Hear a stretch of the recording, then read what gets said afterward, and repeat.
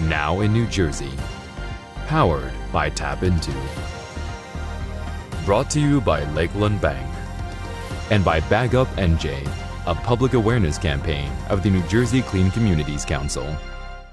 Thanks for joining us on this Thursday, May 26th. I'm Kristina Behr. In the wake of the elementary school shooting in Texas, Bayonne's mayor is calling for extra security help. TAPinto Bayonne reports Mayor Jimmy Davis has called on off-duty police officers to volunteer their time to offer support at neighborhood schools. As news of the Texas shooting spread, the school superintendent alerted parents and students to the fact that extra security would greet them on arrival. A Newton police officer heads into retirement. Police Lieutenant Scott King performed his last walkout in front of a crowd gathered at the back of the police station. TAPinto Newton reports King began his career in law enforcement at the Sussex County Sheriff's Office in 1998. His son, who serves in the Air Force, presented him with a challenge coin after exchanging a salute. Wayne's first rain garden is installed in a local park. TAPinto Wayne reports 24 volunteers arrived to join Rutgers Master Gardeners and the Town Parks and Recreation Department to help improve the floodplain with this special garden. The Township Environmental Commission applied for and received a $1,500 floodplain restoration and rain garden open space grant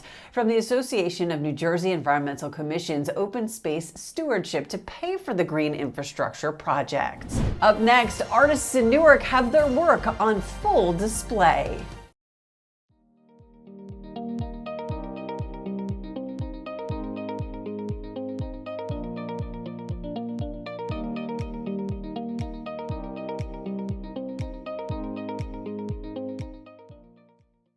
Welcome back. Newark artists now have a new canvas, City Blocks. A new series of installations and public artworks were unveiled this week from Audible's Newark artist collaboration. TAPinto Newark reporter Tom Weedman has the details. Example of what happens when you have this sort of public and private partnership.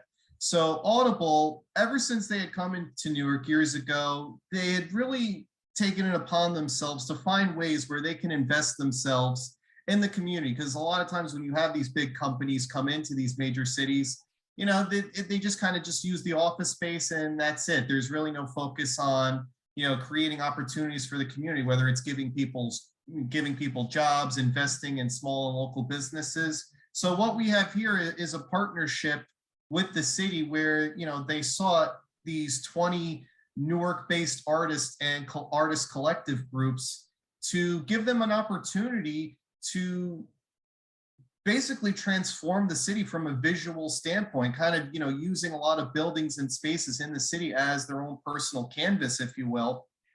And it's a signal to Newark from Audible that, you know, we are here, we are invested in our community, we want to give residents and, you know, Newark-based people these sorts of opportunities where, you know, let them have their take on the city. What do they have to say about the community? And when you create these, you know, truly transformative pieces, all it does is really just show, you know, that Audible's invested in the community, and it's also showing people from outside the city, you know, just how much in sync a lot of these businesses and residents are. And in my personal opinion, it just makes the city all that much more inviting when you come into the area.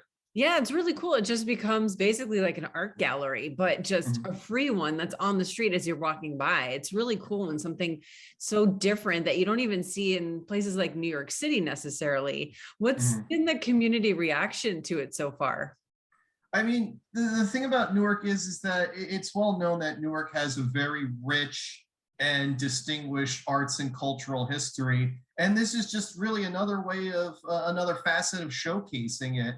Oftentimes you walk through Newark and, you know, you can see the Newark Symphony Hall or the Newark Arts Museum, things like that. And this is just another way to sort of complement all these, you know, renowned, whether, you know, their artworks or buildings or structures. It's just another way to kind of complement it and showcase the city's, you know, cultural history. And that, you know, residents even today, it's not just this thing that's, you know, a far gone thing from the past, like, oh, we were once, you know, a very artistic and cultural city. No, Newark is still very much today an inviting place for creative minds to come to and show that, hey, you can come here and you can create. And, you know, whether it's a company like Audible, they will uplift the local creative community and give them a space and, this sort of area to work with, and just, highlight once again a lot of great things that are going on in Newark every day.